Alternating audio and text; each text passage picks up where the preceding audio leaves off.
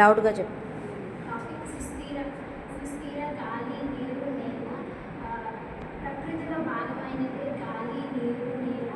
ఇది మనకు మంచి ఒక వరం లాంటిది. గాలి, నీరు అన్నది ప్రకృతిలో ఒక భాగం. నీటిని మనం ఉపయోగించుకుంటాం. నీటిని కావాల్సినంత కాకుండా ఎక్కువగా ఉపయోగించుకుంటూ దాన్ని కాలుష్యపరుస్తున్నాం.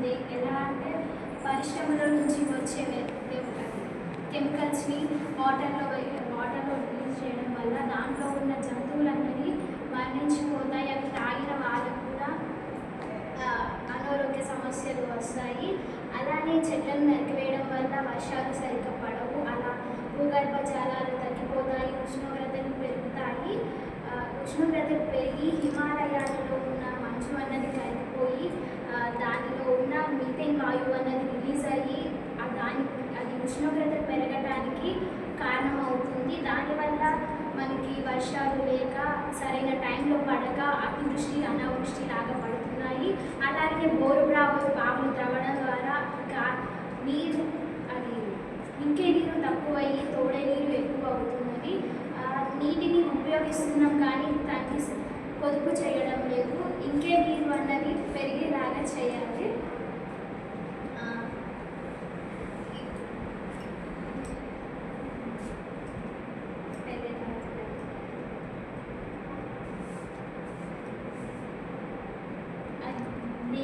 నేల కాలుష్యం అవుతున్నది. ప్లాస్టిక్ వాడకాల వల్ల ఎన్నిసార్లు చెప్పిన ప్లాస్టిక్ వాడడం ద్వారా నేల కాలుష్యం అవుతున్నది.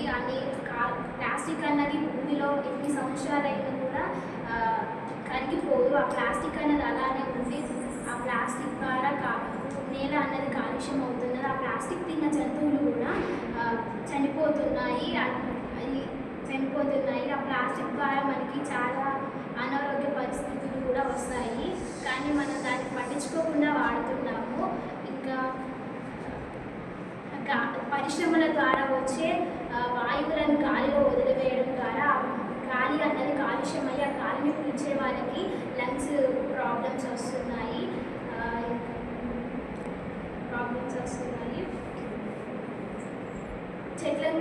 పేపర్స్ కోసం చెట్లను నరికివేయడం వల్ల ఆక్సిజన్ అన్నది తగ్గిపోతున్నది. దాని వలన స్వచ్ఛమైన గాలి అనేది లభించకుండా పోతున్నది. ఢిల్లీ లాంటి, హైదరాబాద్ లాంటి నగరాలలో చూస్తే దుమ్ము పొగ గాలిలో కలిసి గాలి అన్నది కాలుష్యమైపోతున్నది. ఆ గాలిని పీల్చిన వాళ్ళకి లంగ్స్ ప్రాబ్లమ్స్, కొంచెం స్కిన్ ప్రాబ్లమ్స్ అలాంటివి వస్తుంటాయి. ఢిల్లీలో ప్రతి సంవత్సరం చలికాలంలో మధ్యాహ్నం 12 గంటలైనా కాలుష్యం గాలి వలన వాళ్ళకి ఎండ అన్నది రాదు. ప్రతి సంవత్సరం ఎండాకాలంలో భూగర్భ జలాలు ఎండిపోవడం ద్వారా నీరు అన్నది దొరకకుండా పోతున్నది. అది దొరకడం లేదు. భూగర్భ జలాలు తగ్గుతున్నాయి. ఇలా చేయడం ద్వారా మనం నెక్స్ట్ వచ్చే తరాలకి ఏమీ లభించలేకపోతున్నది. మనం ఒక డెవలప్మెంట్ కోసం చూసుకుంటూ ఇవన్నీ చేయడం ద్వారా మనం నెక్స్ట్ వచ్చే తరాలకి ఏమీ ఇవ్వలేకపోతున్నాము. మనకు తెలుసు అది చేయకూడదు. అది చేయడం ద్వారా ఇట్లా పొల్యూట్ అవుతుంది నేల, గాలి, నీరు అన్నది. కానీ మనం అది ఆలోచించకుండా డెవలప్ అవ్వాలి అనే ఒక రీజన్ తోటి చాలా పొల్యూట్ చేస్తున్నాము. పొల్యూట్ చేయడం ద్వారా మనకే నష్టం. అలాంటి ఫ్రిడ్జ్ అలాంటి వాడడం ద్వారా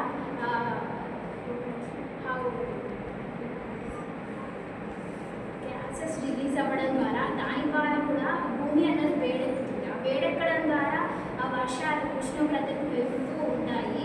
దాని ద్వారా ప్రతి సంవత్సరం మనకి వర్షాలు పడాల్సిన టైంలో పడకుండా పడకూడని టైంలో పడి అతివృష్టి అనావృష్టి లాగా పడడం ద్వారా రైతులకు కూడా నష్టాలు జరుగుతున్నాయి.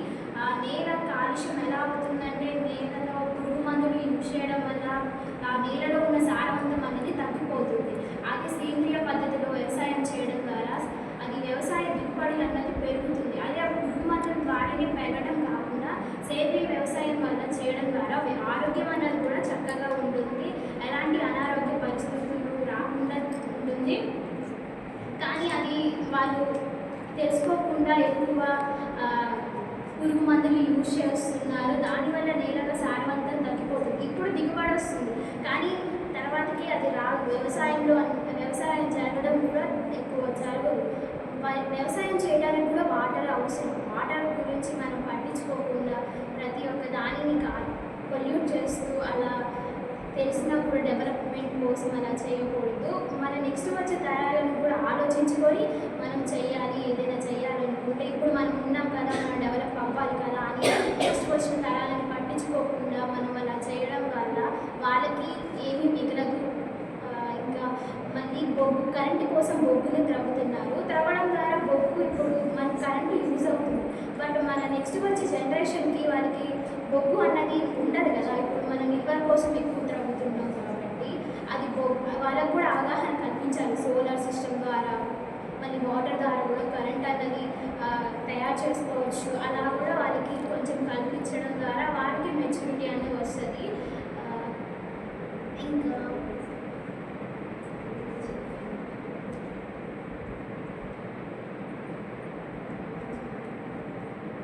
ఇలా చేయడం ద్వారా చెట్లను నరికేయడం వల్ల గాలి అన్నది ఎక్కువ ఎవరికి దొరకదు. గాలి అన్నది స్వచ్ఛమైన గాలి అన్నది ఎప్పుడో ఈ పరిశ్రమలు ఇవన్నీ పెట్టడం ద్వారా ఎప్పుడో కాలుష్యమైనది. కానీ మనం ఇప్పటికైనా అది బుద్ధి తెచ్చుకొని ఇప్పటికైనా మంచిగా అలాంటి జరగకుండా చూడాలి. కొన్ని జంతువులు ఆ ప్లాస్టిక్ తినడం వల్ల ఆ స్టమక్లో చాలా ప్లాస్టిక్ అన్నది ఉండిపోయి ఆ జంతువులు చచ్చిపోతున్నాయి. ఇది చాలా దగ్గర జరిగింది, బట్ వాళ్ళు తెలుసుకోలేకపోతున్నారు. ఇంకా ఈ వాటర్ అన్నది కూడా ఈ కెమికల్స్ వల్ల కలర్స్ చేంజ్ అవుతున్నాయి. పింక్ కలర్, రెడ్ కలర్, అలా వెరైటీ కలర్స్ వస్తున్నాయి. దీనివల్ల అంటే ఇలా మనం పొల్యూట్ చేసుకోవడం వల్లనే మన చేతిలోనే ఏదైనా ఉంది. మనం సరిగ్గా మనం మంచి చేస్తే మనకి భూమి అనేది మంచిది ఇస్తుంది, చెడు చేస్తే చెడు ఇస్తుంది. ఇప్పటికైనా అందరూ కొంచెం అవగాహన తెచ్చుకొని ఇప్పటికైనా అలా జరగకుండా ఇంకా మంచిగా అభివృద్ధి కావాలని. డెవలప్మెంట్ అంటే ఒక దేశం అన్నది డెవలప్ అవ్వడమే మనీ ద్వారా కాదు. అలానే మన చుట్టుపక్కల ఉన్న పరిసరాలు కూడా ఎలా అంటే మనకు అనుకూలంగా ఉండాలి. వాటిని కూడా మనం పరిశుభ్రతంగా ఉంచుకోవాలి. దాని ద్వారానే డెవలప్మెంట్ అనేది వస్తుంది. ఫస్ట్ అది సరిగ్గా ఉంటేనే కదా డెవలప్ అయ్యేది. అది అంతా సరిగ్గా లేకపోతే అనారోగ్యాలు వచ్చి అన్నీ అవ్వడం ద్వారా మనం డెవలప్ ఎలా అవుతాం, అది ఫస్ట్ మన పాయింట్ ఆఫ్ వ్యూ ఉంచుకోవాలి. ఇది ఎవరు అర్థం చేసుకోవాలి. నేను డెవలప్ అవ్వాలి కదా, ఇది చేయొచ్చు కదా, ఇవన్నీ చేస్తే అనుకుంటున్నారు. కానీ మన వల్ల ఒక జీవులు ప్రాణాలు పోతున్నాయని ఎవరు అర్థం చేసుకోవట్లేదు. చాలా కెమికల్స్ యూజ్ చేయడం కానీ ప్రతి ఒక్కటి అలా చేస్తున్నారు. అలా చేయకుండా ఒకరిని బాధ పెట్టకుండా మనం డెవలప్ అయ్యేలాగా చూడాలి. కానీ ఇట్లా ప్రకృతిని హాని చేస్తూ మనం డెవలప్ అవ్వాలని ఎప్పుడు అనుకోకూడదు. Thank you.